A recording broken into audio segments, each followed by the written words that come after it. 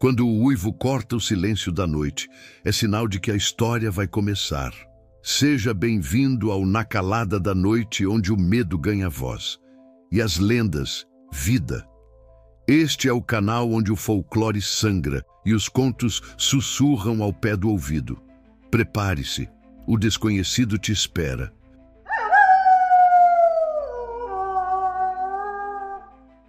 Meu nome é Arnaldo e há muitos anos servi como policial militar no interior de São Paulo.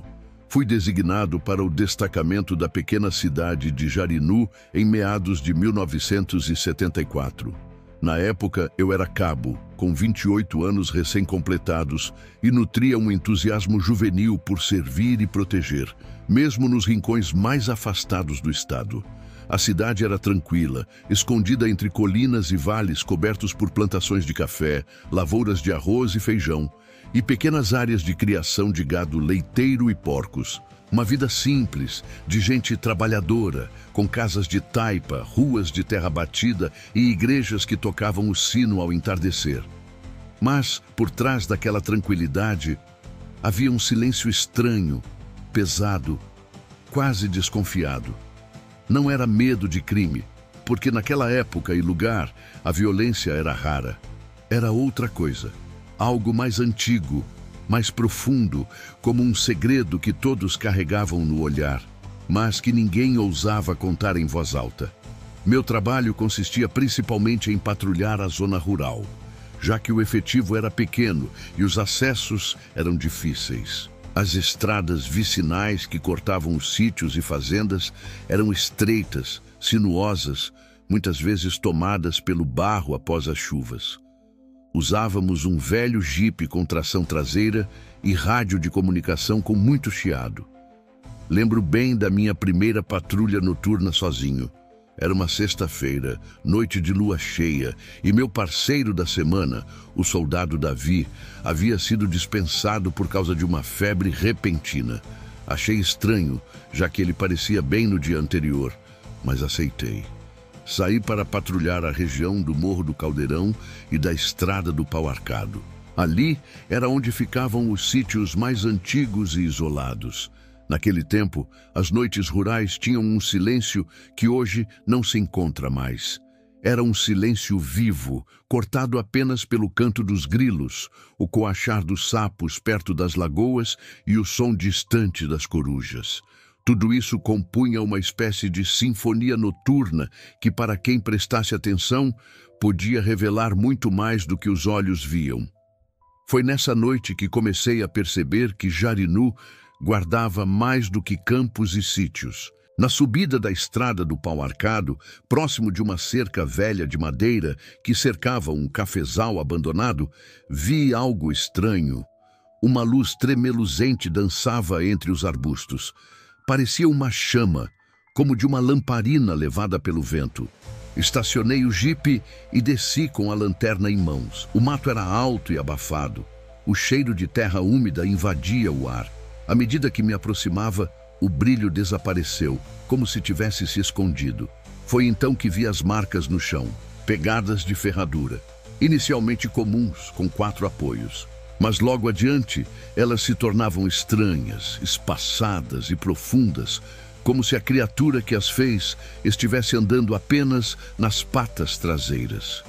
A vegetação estava chamuscada em alguns pontos, como se algo em brasa tivesse passado ali. A sensação de estar sendo observado me invadiu com força, uma pressão no peito, suor frio escorrendo pela nuca. Voltei ao jipe com a impressão de que aquela noite ainda não tinha acabado. Segui pela estrada até uma propriedade conhecida como Sítio Santa Luzia.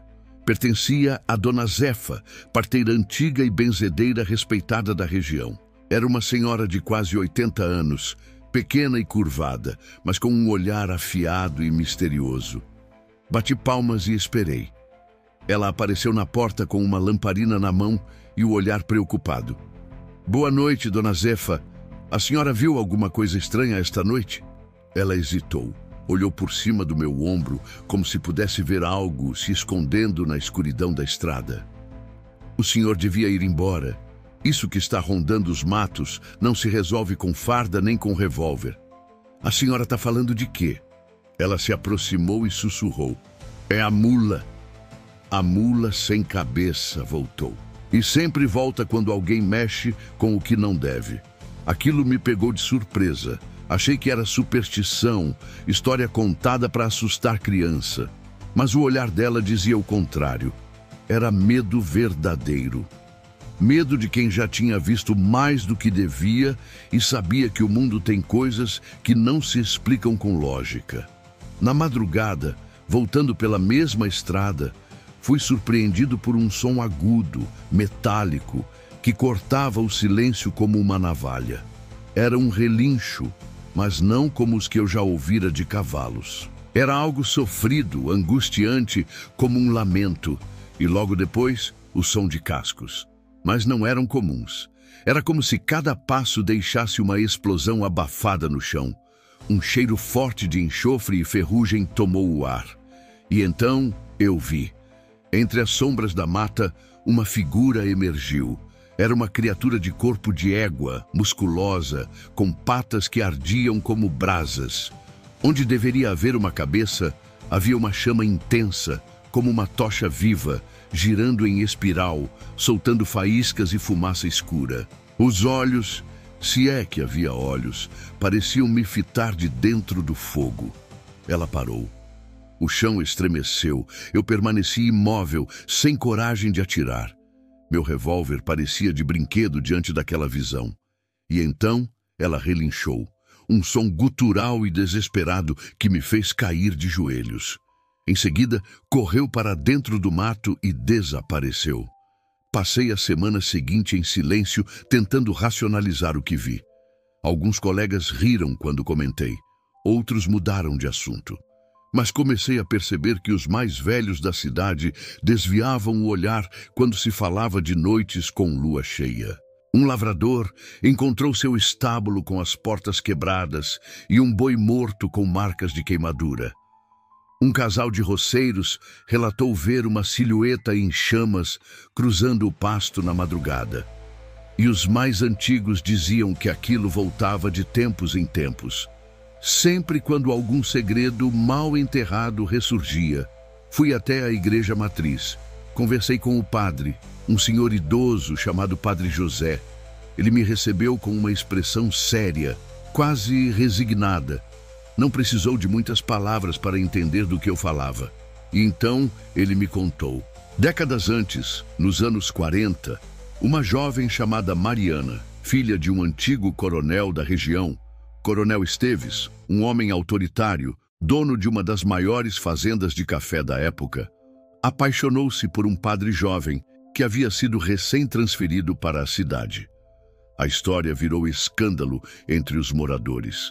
Dizem que ela ficou grávida e, quando procurou o padre, foi rejeitada. Envergonhada e desesperada, Mariana fugiu e desapareceu. Alguns diziam que se jogou no poço seco atrás da capela velha, outros que foi levada pela própria loucura. Poucos dias depois começaram os relatos. Barulhos de galope na madrugada, animais mortos com sinais de queimadura e o mais assustador, uma criatura que vagava pelos campos, soltando labaredas do pescoço. A mula sem cabeça. Segundo a lenda, mulheres que se envolviam com padres e cometiam o pecado da luxúria sem arrependimento poderiam ser amaldiçoadas e transformadas em tal criatura como punição divina. A maldição se manifestaria nas noites de quinta para sexta, principalmente durante a lua cheia, e sempre voltava quando algum sangue da linhagem dela era derramado. Coincidência ou não, o último descendente dos Esteves havia morrido no mês anterior, sozinho, numa casa decadente nos fundos da fazenda onde tudo começou. Decidi investigar. Fui até a antiga Fazenda Esperança, hoje abandonada e tomada pelo mato. A casa grande ainda resistia, embora as janelas estivessem quebradas e os móveis apodrecidos. No quarto principal, atrás de uma parede falsa no armário, encontrei um baú. Dentro, cartas, retratos e um diário. O diário de Mariana. Em suas últimas anotações, ela falava de vozes que a chamavam do mato, promessas de libertação e vingança. E na última página, um aviso. Aqueles que me negaram verão meu fogo purgar os pecados da terra. Voltarei sempre que tentarem me enterrar no esquecimento. Na noite seguinte, voltei ao local onde a tinha visto. Levei um terço, água benta e a coragem que me restava. Quando o som dos cascos se aproximou, o ar pareceu tremer. Ela surgiu das sombras, maior do que antes, a cabeça flamejante iluminando o caminho.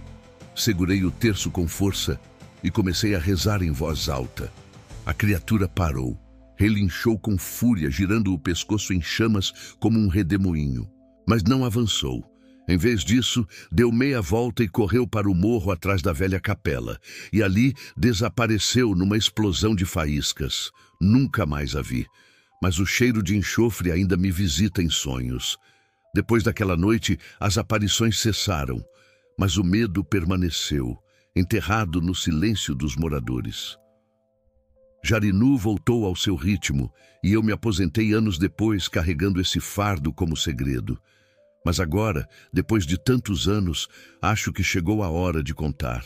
Porque às vezes, quando o vento sopra forte entre os cafezais abandonados e as casas antigas da zona rural, ainda se ouve ao longe o som de cascos queimando a terra.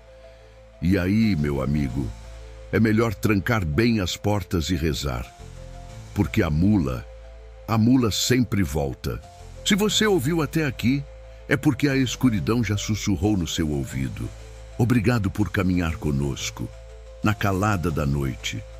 Se essa história fez seu coração acelerar, deixe o like e se inscreva no canal. Tem muita coisa que ainda não foi contada e você não vai querer ouvir sozinho. Nos vemos depois do próximo uivo.